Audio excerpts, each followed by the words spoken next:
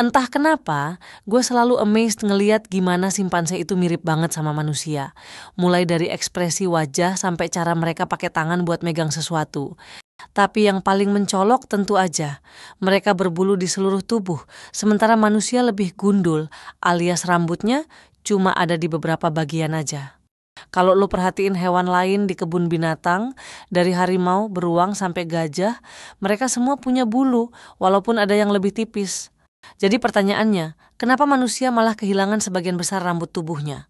Sebagai mamalia, kita sebenarnya masih punya rambut, tapi jumlahnya jauh lebih sedikit dibandingkan primata lain. Padahal rambut itu punya banyak fungsi, kayak ngatur suhu tubuh, melindungi dari sinar ultraviolet, sampai buat komunikasi sosial. Tapi dibanding simpanse atau gorila yang full berbulu, manusia malah lebih polos dengan rambut yang cuma lebat di kepala, ketiak, dan area tertentu lainnya. Nah, ini bukan kebetulan. Ada beberapa faktor evolusi yang bikin manusia jadi seperti ini, dan semuanya berhubungan sama seleksi alam. Jadi nggak bener ya kalau dibilang rambut itu ciptaan Tuhan. Karena faktanya manusia dan juga seluruh spesies di planet bumi adalah produk evolusi dan seleksi alam yang terjadi terus-menerus.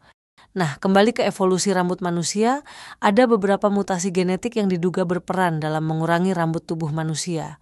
Beberapa gen yang mengalami mutasi tersebut adalah gen IDAR, adalah gen yang ngatur pertumbuhan rambut, gigi, dan kelenjar keringat. Gen WNT10A adalah gen yang bertanggung jawab buat perkembangan folikel rambut. Gen FGF5 adalah gen yang nentuin seberapa panjang rambut bisa tumbuh sebelum rontok. Dan terakhir, gen MC1R, yaitu gen yang mempengaruhi warna rambut dan pigmentasi kulit.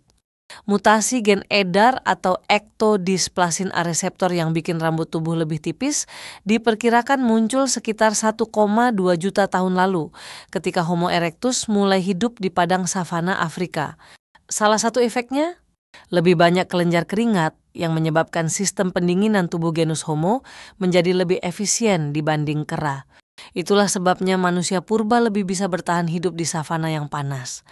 Salah satu teori paling masuk akal tentang kenapa manusia kehilangan rambut tubuh adalah hipotesis termoregulasi. Dulu, manusia awal mulai beradaptasi buat hidup di lingkungan panas, dan rambut tubuh yang terlalu lebat justru bikin susah buat ngeluarin panas tubuh. Akhirnya, manusia berevolusi untuk menghasilkan lebih banyak kelenjar keringat dan rambut tubuh yang lebih tipis supaya bisa lebih efisien dalam mendinginkan badan. Jadi kehilangan rambut tubuh ini sebenarnya adalah keunggulan evolusi karena manusia bisa bertahan lebih baik di iklim panas dan bisa beraktivitas lebih lama tanpa kepanasan. Kalau manusia kehilangan rambut buat ngatur suhu tubuh, kenapa rambut kepala masih tebal? Well, ini kemungkinan karena rambut kepala punya fungsi penting buat melindungi otak dari sinar matahari langsung. Selain itu, ada faktor sosial juga. Rambut kepala mungkin jadi salah satu ciri daya tarik seksual yang tetap dipertahankan oleh seleksi alam. Jadi kebotakan manusia dibanding primata lain itu adalah kombinasi mutasi genetik pada beberapa gen yang saya sebutkan di atas dan juga tekanan seleksi lingkungan. Mutasi tersebut terjadi secara acak dan ternyata menguntungkan spesies manusia purba sehingga diturunkan sampai sekarang.